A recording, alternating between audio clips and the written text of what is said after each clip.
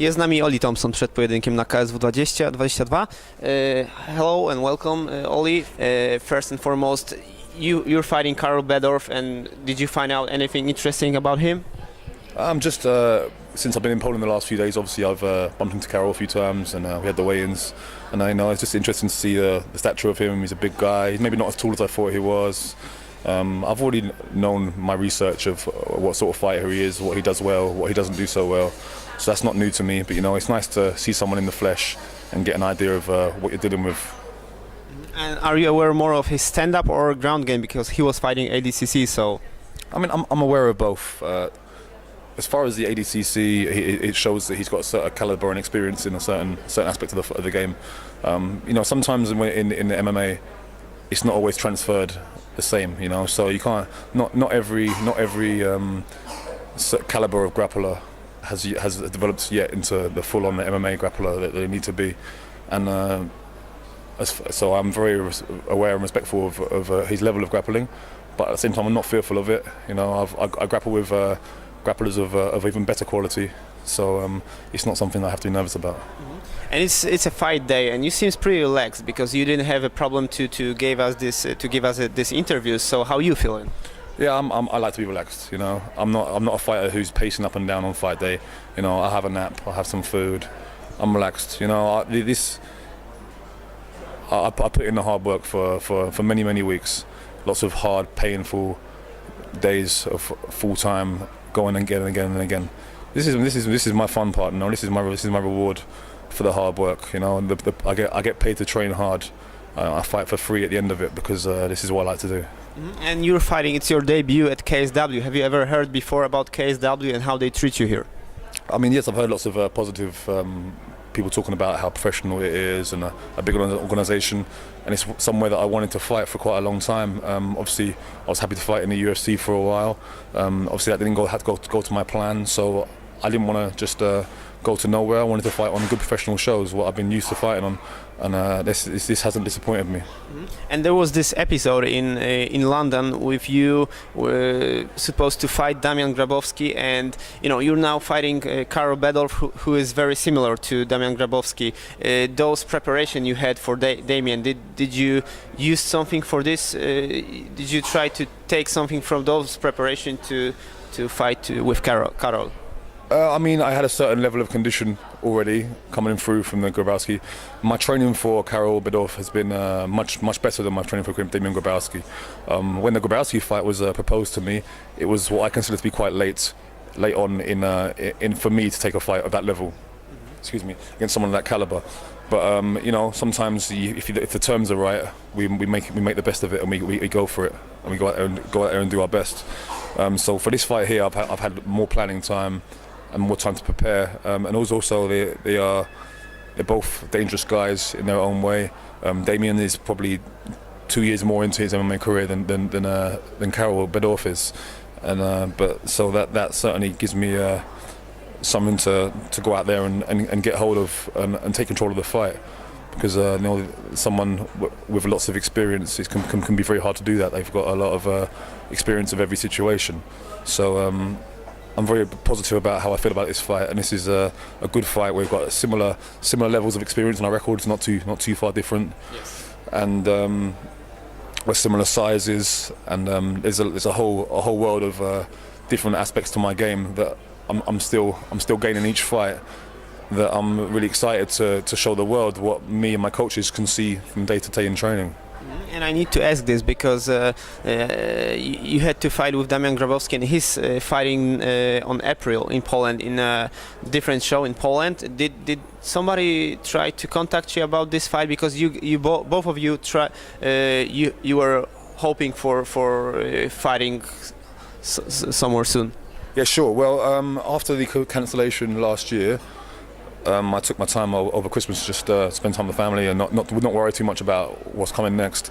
There was talk, and I had interviews with media, European, Polish, about the fight, possibly maybe go on MMA attack versus Grabowski, etc. But I have never had any contact with the company, and the company that I reached out to, KSW, it was where I did want to fight as far as in Poland and European. and that's the only company I had negotiations with, and I was very happy to come here. And you fought at the top league, I mean the UFC, and every fighter who fought at the UFC, he has some plans for the future. Some of them want to climb back and go to the UFC again, and some of them have different plans fighting everywhere else. So what's your plan? I'm just really at a stage now where I've kind of ticked that box. I fought in the UFC already, not very successfully due to certain factors. I had one good fight and one bad fight. I'm learning on the job, so I'm happy to have done that and be where I am now, and a better fighter for it. As far as do I desire to go back, I'm not even thinking about this. This isn't how I'm thinking. But every fighter in the world should have some desire to fight the best in the world. And most of the best fighters in the world, especially at heavyweight, are in the UFC. So am I an ambitious guy? Yes, you have to be. But I'm very happy to be fighting high-level guys wherever it is, just testing myself and getting by and earning a living at the same time, whether it's UFC or wherever else it is, you know. I know you probably heard this question a lot of times, but I need to ask you. You started as you started pro career as a strong guy, strong man, and now you're doing MMA. What was the whole idea about doing MMA? Why did you wanted to start it?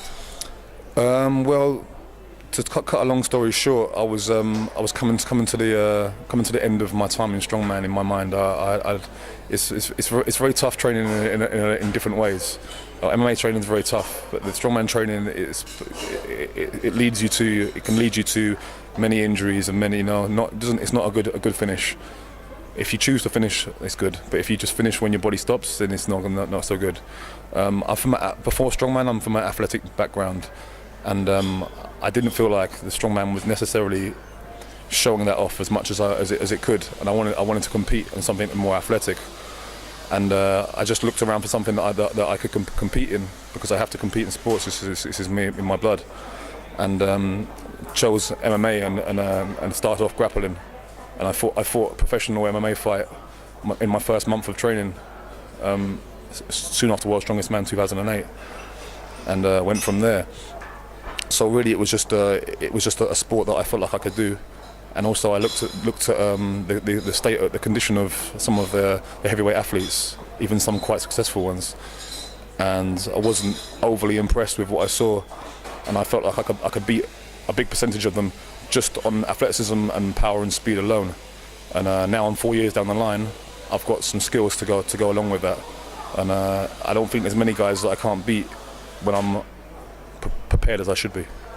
So there's this thing about heavyweights. A lot of people are claiming, and it's obviously truth. If you are a strong guy, big guy, muscle guy, you just need more oxygen for your muscles, and many of those guys they tire pretty quickly. So what's your story for this?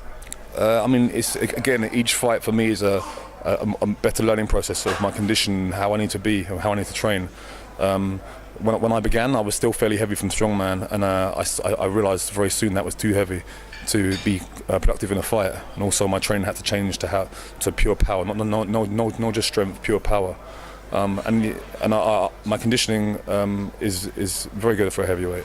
You know, I will push the pace. I push the pace, and you will see this in my fight. Hopefully, if you get the chance to. As far as just converting the strength, the interesting thing is that many of my opponents get caught up in the whole thing of we need to be really strong and big because we're facing Oli Thompson, you know. And I like this, because all it does is it's the wrong direction. It doesn't work, and people are like, oh, this guy's coming in heavier than Oli. Yeah, mistake. It's a big mistake. This isn't a heavy contest. This isn't a strongman contest. You know, it's speed and power and endurance is what works. And if my opponents are distracted and taking too much time doing their bodybuilding, powerlifting, that's good for me. It suits me. So that's one thing that works well for me, you know. Obviously, you're sticking to some diet, right? What kind of diet is it? Basically, it's a high calorie but clean, which is the most difficult part of it. To get the calories clean, high protein, and just getting my carbohydrate intake going down through the day.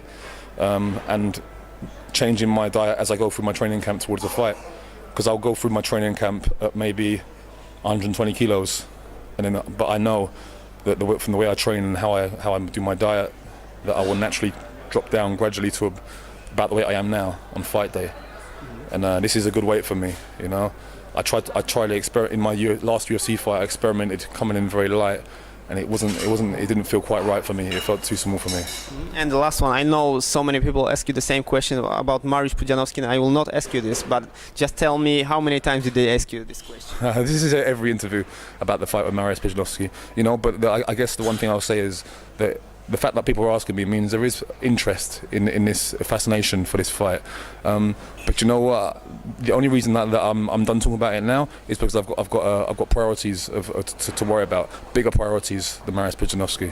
But I would be very happy to talk about this subject on Sunday moving forwards.